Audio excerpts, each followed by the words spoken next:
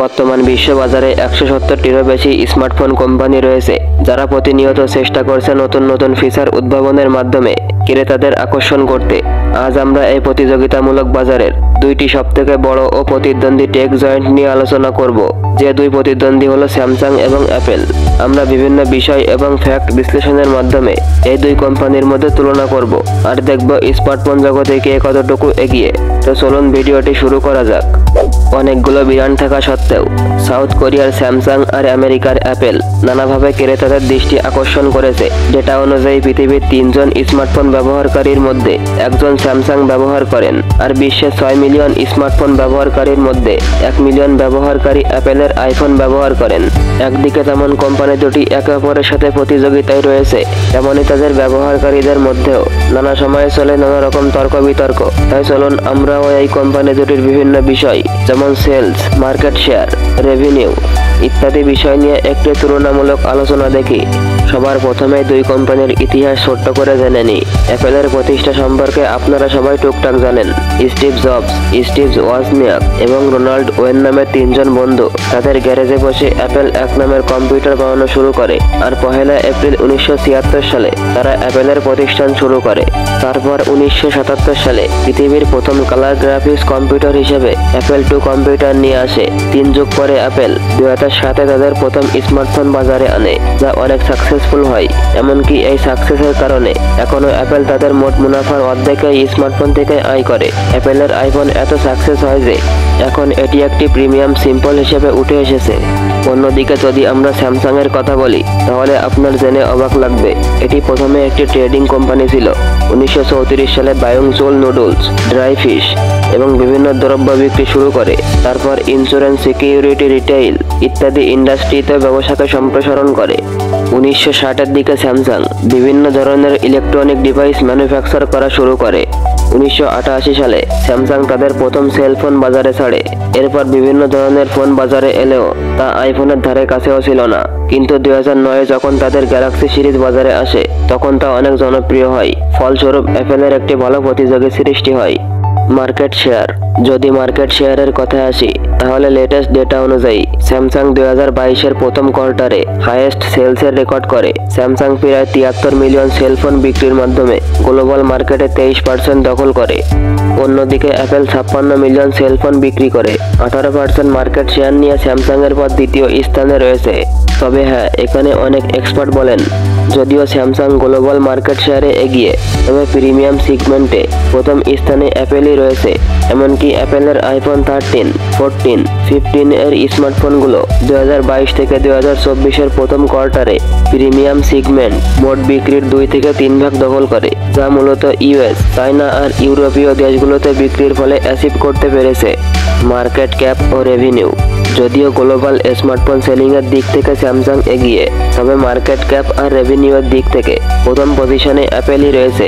অ্যাপেলের total market capitalisation $2.22 trillion, যা অ্যাপেলকে বিশ্বের মোস্ট ভ্যালুয়েবল কোম্পানি করে। অ্যাপেল যদি একটি দেশ হতো, তাহলে তা হতো বিশ্বের 8ম বৃহৎ জিডিপি। অ্যাপেল দুনিয়ার সবথেকে রিচেস্ট কোম্পানি, এটা বলা যায়। অন্যদিকে স্যামসাং এর মার্কেট ক্যাপ $247 বিলিয়ন, যা 10ম সবথেকে বড় টেক জয়েন্ট কোম্পানি এবং বিশ্বের 28তম সবথেকে বড় কোম্পানি। যদি মুনাফার দিক বিবেচনা করি, তাহলে অ্যাপেল স্মার্টফোন বিক্রির মাধ্যমে 2021 সালে বার্ষিক $196 বিলিয়ন মুনাফা জেনারেট করে, যা স্মার্টফোন মার্কেটে টোটাল রেভিনিউর 44%। অন্যদিকে স্যামসাং ফোন বিক্রি করে প্রায় $72 বিলিয়ন মুনাফা অর্জন করে, যা 2020 সালের তুলনায় 11% বেশি। এই আয়ে সবথেকে বেশি কন্ট্রিবিউট করে স্যামসাং এর S/M/O সিরিজের ফোনগুলো। সিকিউরিটি, সবার ধারণা অনুযায়ী অ্যাপেল ফোনগুলো বেশি সিকিউরিটি প্রোভাইড করে, যা বলতে গেলে সত্যি। কেননা যদি সিকিউরিটির দিকে তাকাই, তবে অ্যাপেল অনেকখানি এগিয়ে। অ্যাপেল তাদের নিজেদের অ্যাপ ইকোসিস্টেম ব্যবহার করে, এছাড়া তাদের রয়েছে নিজেদের অ্যাপ স্টোর। অন্যদিকে স্যামসাং এর জন্য সমস্যা হলো তাদের অ্যাপ সার্ভিসের জন্য গুগলের উপর নির্ভর করতে হয়। তবে গুগলের সার্ভিস যে খারাপ তা নয়, তবে অ্যাপেলের কাছে তা সবসময় জুনিয়র হিসেবেই থেকে এসেছে। যদিও স্যামসাং এর রয়েছে নিজেদের সিকিউরিটি সিস্টেম নক্স, তবে তা সত্ত্বেও যেহেতু গুগলের সার্ভিস ব্যবহার করছে, তাই গুগল অ্যাডভার্টাইজমেন্টের জন্য ইউজারদের পার্সোনাল ডেটা বরাবরই কালেক্ট করে এসেছে। আর ইউজার ইনফরমেশন সিকিউরিটি এর দিক থেকেও অ্যাপেলকে সুপিরিয়র মনে হয়। অর্থনৈতিক ও সামাজিক অবদান। দেশের মোট জিডিপিতে অবদানের ক্ষেত্রে স্যামসাং অনেক এগিয়ে। কিছু ওয়েবসাইটের তথ্য মতে স্যামসাংয়ের সাউথ কোরিয়ার জিডিপিতে 20% অবদান রয়েছে। অন্যদিকে ইউএসের জিডিপিতে অ্যাপেল কন্ট্রিবিউশন করে 5%।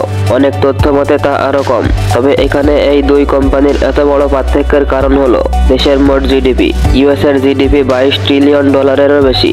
অন্যদিকে সাউথ কোরিয়ার জিডিপি $1.88 ট্রিলিয়ন। অ্যাপেল বলেছে তারা ইউএসের ইকোনমিতে $430 বিলিয়ন ইনভেস্ট করবে এবং 20,000 নতুন জব তৈরি করবে। বর্তমানে অ্যাপেলে টোটাল 1,54,000 লোক কাজ করছে।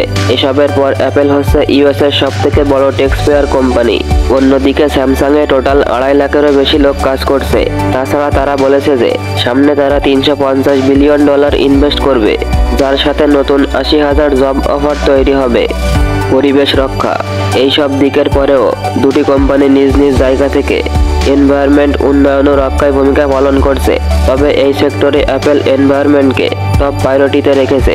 তারা তাদের বক্স ছোট ও বক্সে কম প্লাস্টিক ব্যবহার করার জন্য চার্জার সহ বিভিন্ন অ্যাক্সেসরিজ দেওয়া বন্ধ করেছে। তাছাড়া তারা বলেছে সামনে অ্যাপেল সম্পূর্ণ 100% রিসাইকেল ম্যাটেরিয়াল দিয়ে বানানো হবে। ইতোমধ্যেই অ্যাপেল পুরাতন ওয়েস্ট ফোনগুলো থেকে নানান পার্টস সংগ্রহ করে পুনরায় ব্যবহার করছে। তারা এই কাজের জন্য দুটি স্পেশাল রোবটও বানিয়েছে। তাছাড়া ম্যাকে ব্যবহার করা অ্যালুমিনিয়ামের 40% রিসাইকেল করা হয় বলে জানিয়েছেন অ্যাপেল। অ্যাপেলের আইফোন 12 প্রায় 98% রিসাইকেল ম্যাটেরিয়াল দিয়ে বানানো হয়েছিল বলে জানিয়েছেন অ্যাপেল কর্তৃপক্ষ। রিসেন্ট অ্যাপেল ফাইবার বেসড প্যাকেজিংও শুরু করেছে, যাতে প্লাস্টিকের ওপর নির্ভরশীলতা কমেছে অনেকাংশে। অপরদিকে স্যামসাং নিজে এখনো এমন কোনো উদ্যোগের কথা অফিসিয়ালি বলেনি, তবে তারাও এমন কাজ অনেক আগে থেকেই শুরু করেছে। তারা 2010-এ ইকো রিসাইকেল নামের একটি প্রজেক্ট স্টার্ট করেছিল।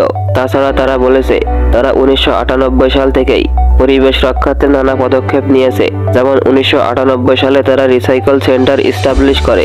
বেশ কিছুদিন আগে স্যামসাং RE100 নামের একটি প্রজেক্টে নিজেদের যুক্ত করে, যেখানে স্যামসাং আগামী 5 বছর সম্পূর্ণ রিনিউয়েবল এনার্জি কাজে লাগাতে পারবে।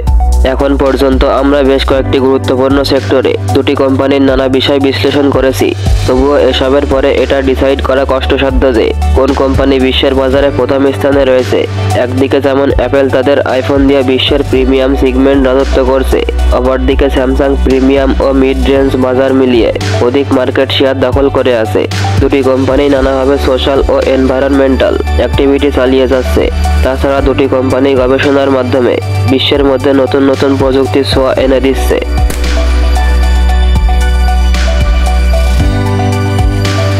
আমাদের আজকের ভিডিওর আয়োজন এ পর্যন্তই। নিত্য নতুন এমন ভিডিও পেতে চাইলে আমাদের চ্যানেলটি সাবস্ক্রাইব করে সাথেই থাকুন। তো দেখা হচ্ছে অন্য কোনো নতুন ভিডিওতে। ততক্ষণে ভালো থাকুন।